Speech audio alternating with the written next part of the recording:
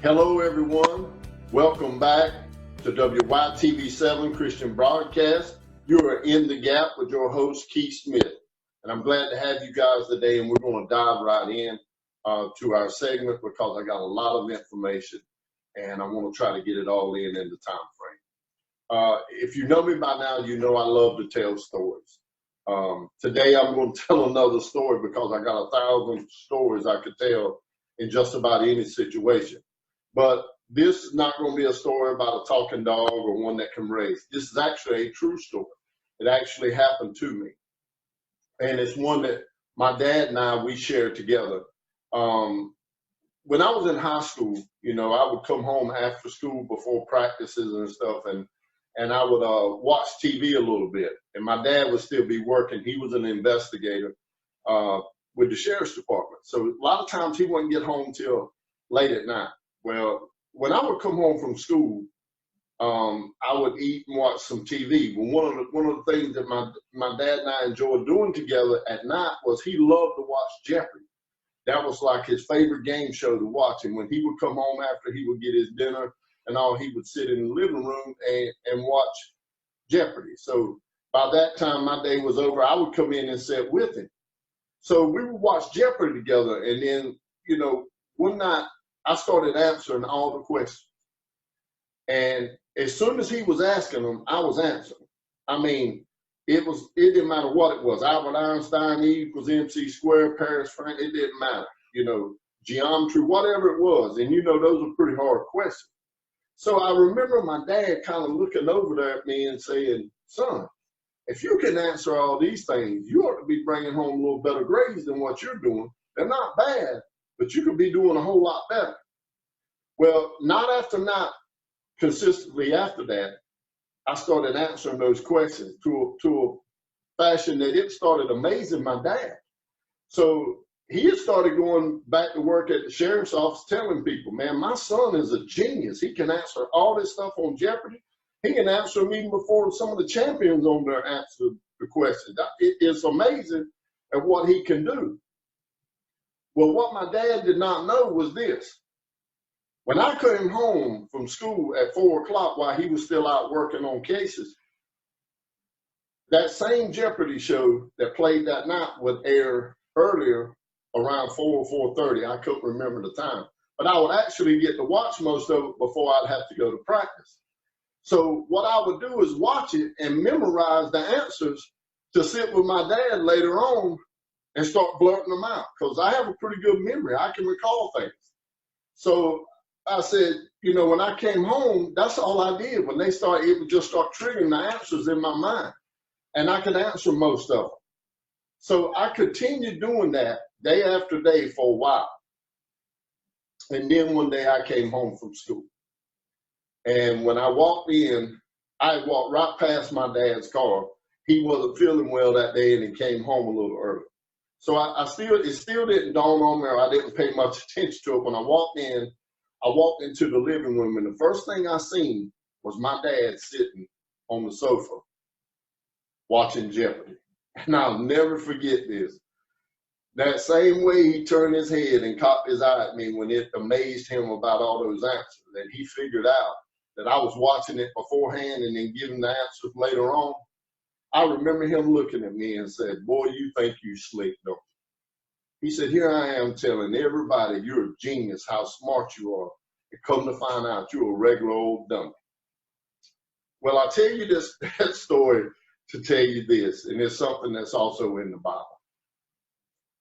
It's in the Bible in Luke 8, chapter 8, verse 17. It starts talking about there is nothing hidden that will not be disclosed, or there's nothing concealed that won't be brought back out into the open. There's another term we use that everyone could probably be familiar with. Whatever you do in the darkness will eventually come to light. Well, just like with my situation with Jeopardy, yes, I got away with it day after day after day, but eventually it caught up with me. Well, there's something else we're going to talk about today that follows along those same lines, but it runs into a different area. And it's something, I don't care who you are, where you're from, I don't care what you've done with your life, or what kind of grades you make, or anything, your geographical location. Everyone will be faced with this. You may not be faced with it today. You may not be faced with it tomorrow, next year, but eventually everyone is going to be faced with this. It's adversity. You cannot escape adversity. The same way I was getting away with fooling my dad, eventually it caught up to me. Well, adversity is the same way. You may not experience it for a great portion of your life, but sooner or later, you will experience adversity. And the question is, how will you respond in this adversity? Now, let's understand, some adversity we go through is by our own voluntary self.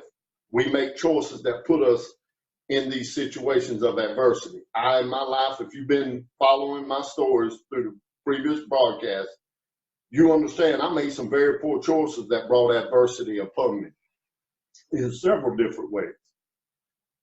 But we can also have adversity come in our life involuntarily as well, which means you didn't have a part in it. It came to you and you didn't do anything to warrant this. Well, still, you got to respond to this. And I think about one of my best friends of my whole life. His name was Gary Quick, and I used to call him Little G.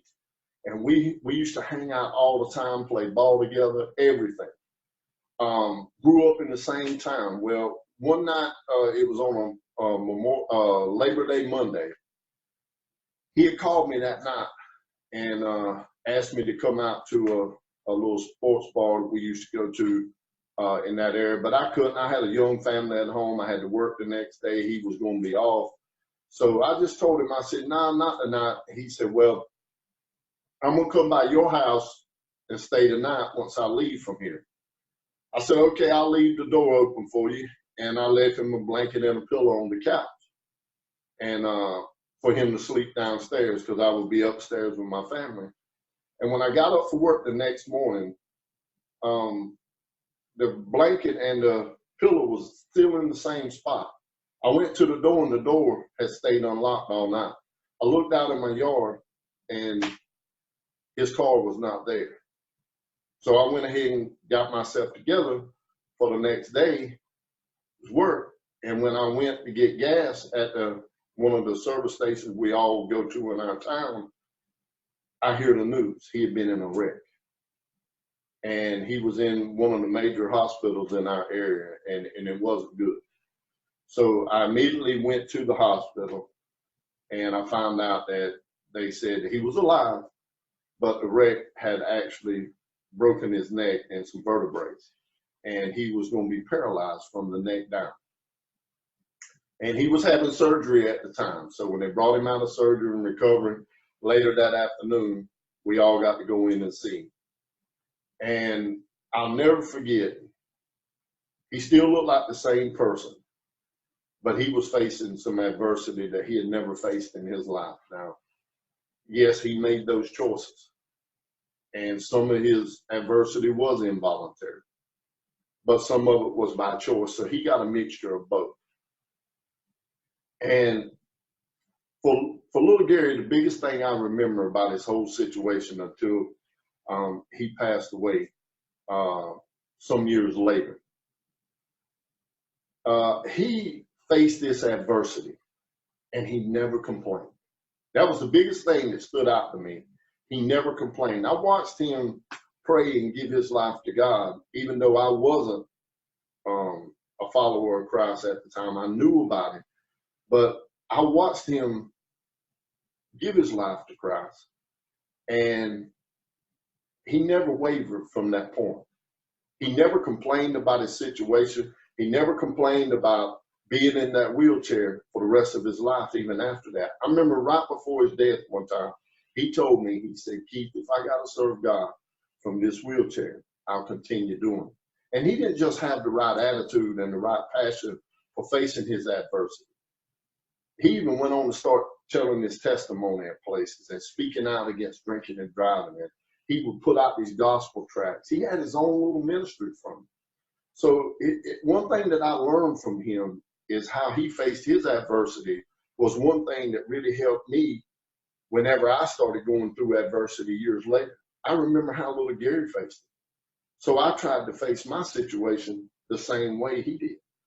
And there are several different ways we can face these adversities. And the first thing, and there's so many points we can bring out. I'm only going to bring out a couple, but a couple that I think are major contributors to helping recover from adversity and help anyone in these situations. The first thing was like little Gary, he would accept it. He said, it's here, I'm in it, I don't care how it got here, I got to face it. Well, the same thing with me when I was faced with my adversity of incarceration. I had to quit worrying about what I did to put me in that situation and figure out how am I going to face it from here on. And little Gary was a great example to me how to start doing those things. So I would start thinking about how he faced things on a daily basis, and I started facing it. One was my choice of attitude. His choice of attitude was a good attitude in a bad situation. And even with that, you know, even being in prison, you know, I had to start facing what I could control at that time during the adversity and having a good attitude in a very bad situation. And that's kind of hard to do sometimes. And I put out a video one time on my personal page. It was about the area of influence versus your area of concern. And what that means is if you hold your arms out and make a complete circle, that imaginary circle, that's the dividing line between the area of influence and the area of concern. Anything inside that circle that you can touch physically or step to, you can influence that mentally, physically, spiritually, in so many different ways. But anything beyond that circle is your area of concern. Well, it means you're concerned about it, but you can't let your area of concern influence or change your area of influence inside of what you can. So I had to learn inside of those walls, I had to just be concerned with what I could control and not live beyond that. And that was a big help to me, and I learned that through Gary's adversity. He taught me that, not by word, but by deed, by how he faced it. And that helped me. And then this morning, I'm on Facebook, and I got a Facebook friend. His name is Brian Mance. And I want to tell you a little bit about Brian because he is very inspiring to me. I followed Brian when he was in high school years and years ago. He was played at Manning High School here in South Carolina. He was a defensive back. He was not only one of the best players in the state, but in the whole country. And a lot of big-time schools had come after Brian. Well, Brian, he went on to Clemson University and was a great defensive back for Clemson. After he graduated, he tried the NFL. He didn't really catch on. I think he got tryouts with the Redskins and the Bears. But Brian, when one avenue through his talent that God had made room for him, like it says, your gift will make room for you and bring you before great men in Proverbs 18. Brian did the same thing. His gift was closed off in the athletic part, but he stayed working with his talents. He got into coaching. He even got on Clemson staff as a GA, I think, a graduate assistant. But he went on to go to Wofford College in Spartanburg, where he was the defensive back coach. So now he's using his talents to move in a different arena, and wham, adversity hits him. Brian was about 6'1", about 200 pounds, maybe 210, 220. Physical specimen of a man. And he was attacked with a disease. And I'm going to try to say the disease the best I can. It's a long word. And anything past refrigerator, I have trouble with sometimes. So it's neurosarcoidosis, I think it is. But what it is, it's an autoimmune disease that will attack the mobility of your arms and legs.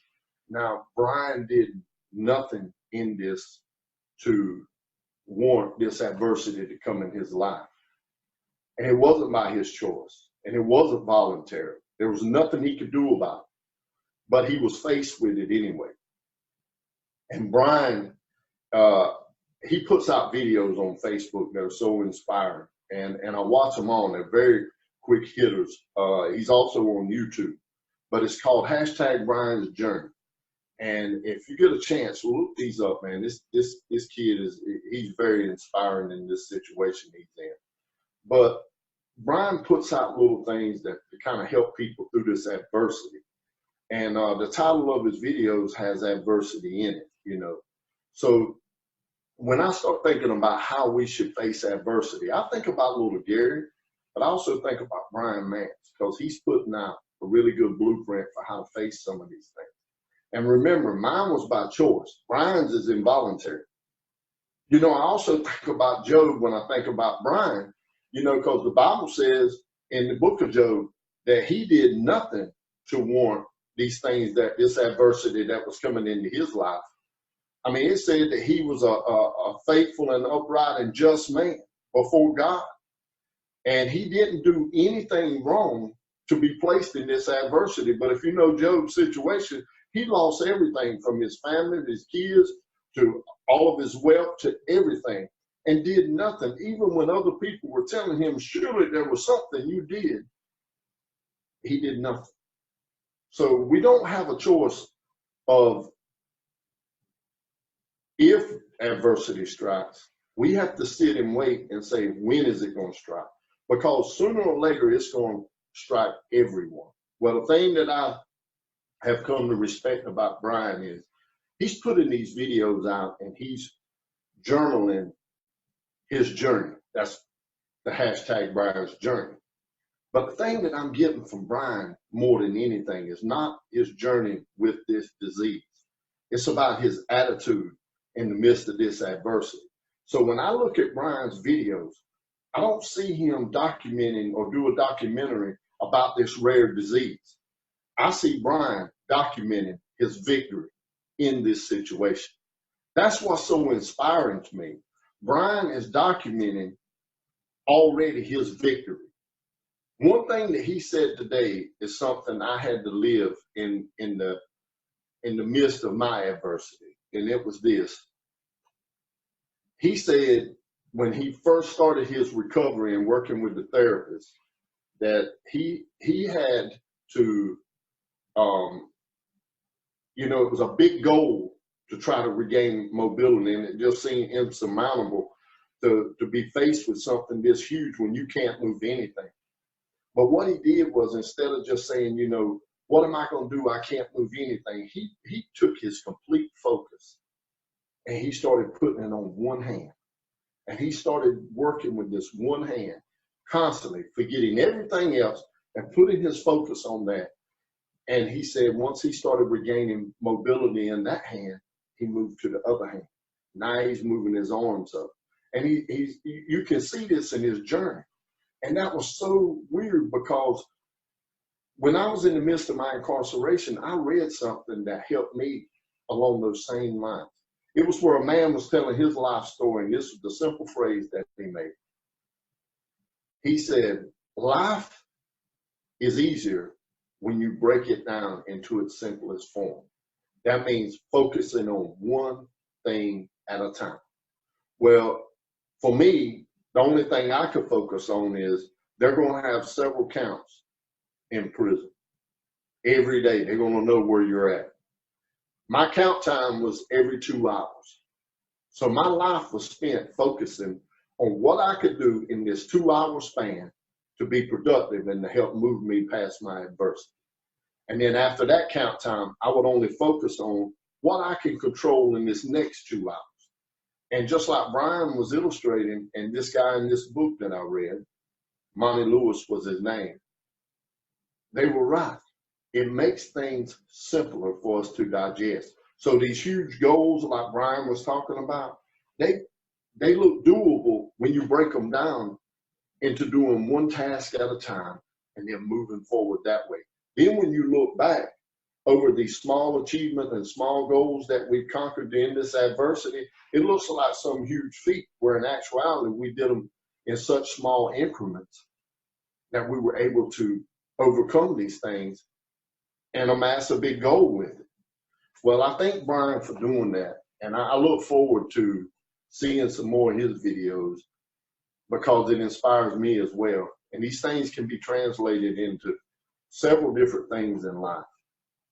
And I can't think about how Brian is facing his situation or how I had to face mine, or little Gary, or so many other people out there that has overcome adversity, who has took that adversity, put it in their back pocket and said, I can't do anything about it, but what I'm going to do is start living through this adversity.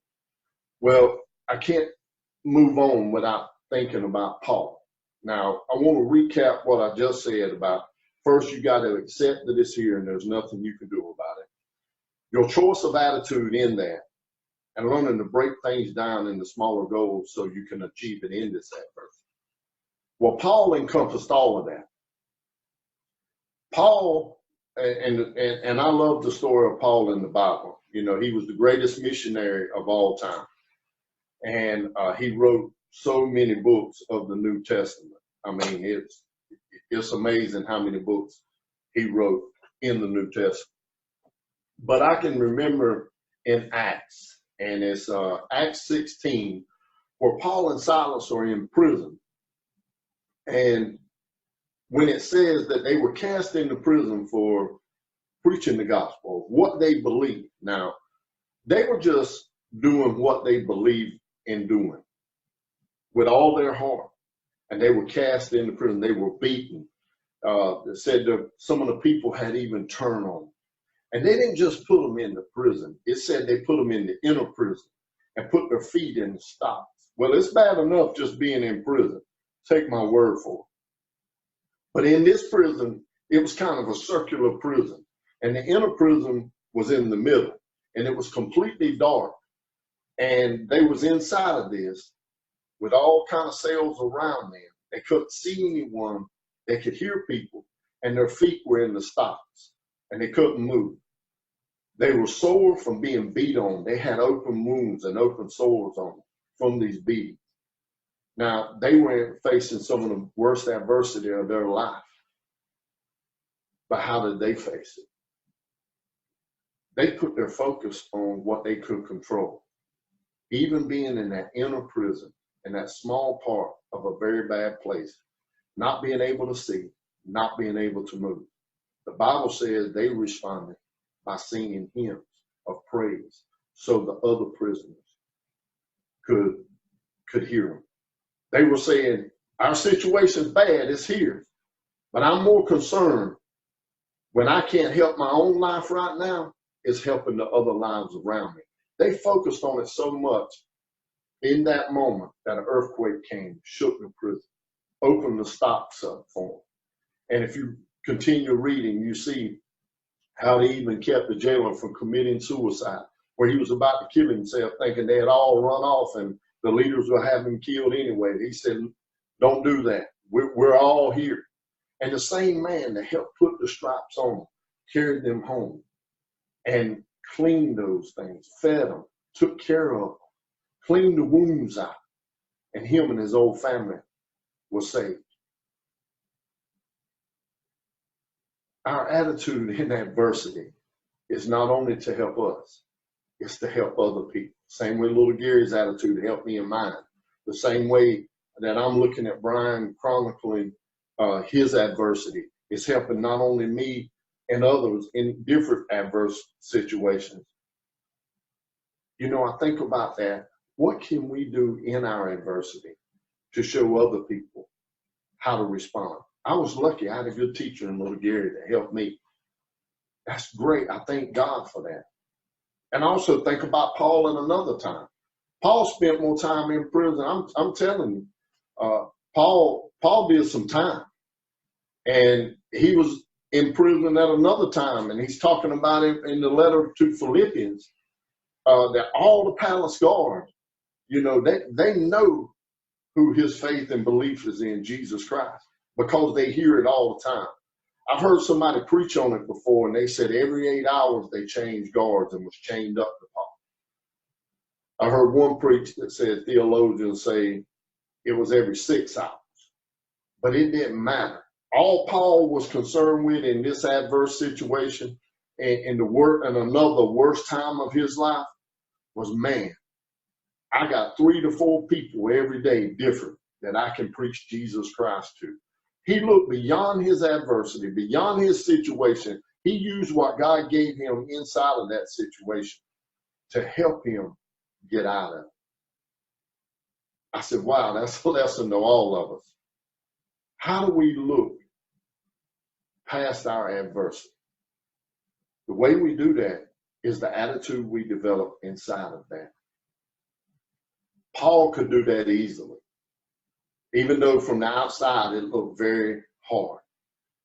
But Paul did it easily because Paul knew what a relationship with Jesus Christ was like. Even after I witnessed little Gary give his life to Christ, and I watched God start moving in his life, and I seen it all unfold in front of me, still, it was years and years later before I made that commitment. And I sit back now and I wonder what took me so long. You know, and I think Paul, in the midst of everything that he was going through, even to the fact that he said, you know, I know a lot of people are preaching Jesus Christ. Some are doing it for their own ambitions. Some are doing it to make my troubles even worse. You know, some doing it just to be selfish. He said, but whatever reason that Christ is being preached.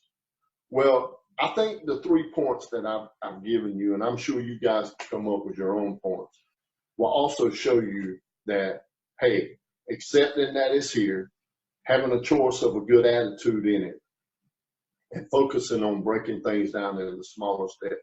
These are all really good things to help you recover from it. But I'm telling you from personal experience, the biggest reason I could overcome was Jesus Christ. Because without him, I would have never been able to accept the things that happened to me. Without him, I would have never been able to have the right attitude. Because I was a person, I was kind of a selfish person. But when I found myself in that situation and I started having to focus on just what I could control, it was Christ within me that started saying, helping me say, what can I do to lighten other people's loads back here in the same situation? What can I do to bring some joy into their life? Because I never would have thought about that on my own. And I heard T.D. Jakes talk about this third one too before. He said, there's purity in simplicity.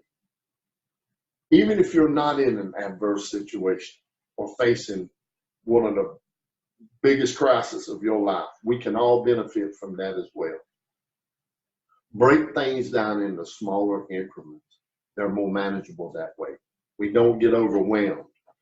Then we don't let our areas of concern start affecting our area of influence. Because once we tackle one small task, we can do another, and then another, and then another. So I think those are 3 very good points.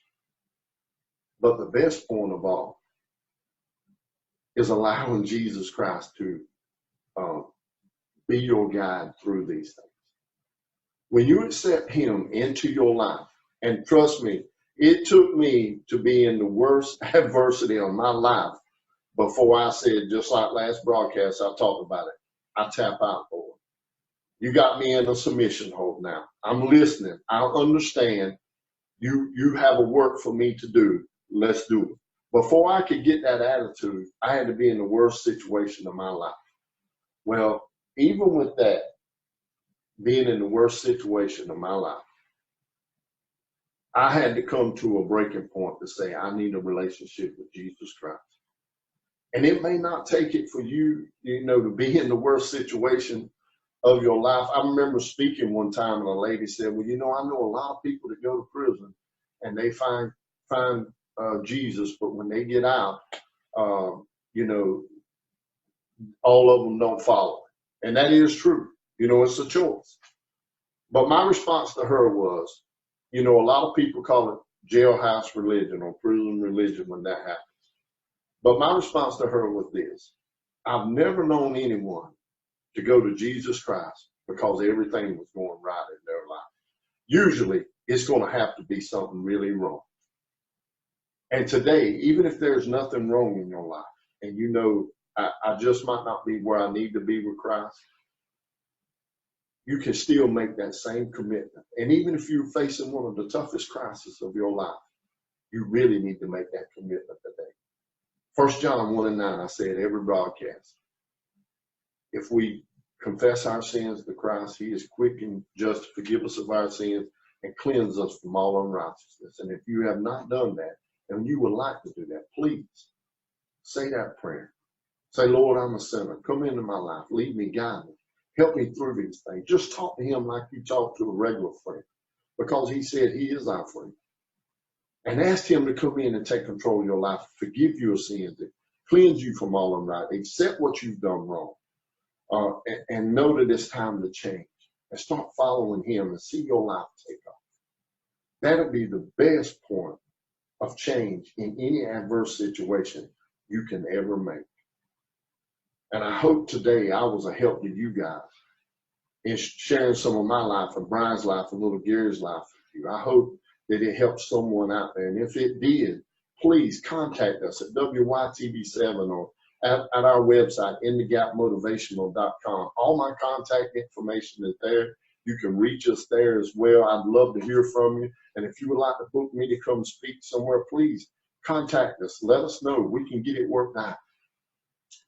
But also, too, something else that'll help a lot will be if you'll go to WYTV7, if you'll go to that, it's WYTV7.org, and they have a page and they have a donate button. If you could help by donating to WYTV7, they can continue to bring messages like on my broadcast or all the other broadcasters who's doing a great job to you guys to help people that may be facing these adverse situations. We need your help just as bad as there are people out there that need our help, but our messages are stored. So I'm going to ask you to help as well. Guys, this has been a pleasure. I can't wait the next episode. I enjoy coming on here every week, and I'm looking forward to bringing you something great next time. But until then, we will be standing in the gap for you. Please go stand in the gap for someone else who can't stand for themselves. I'll see you next time. Goodbye.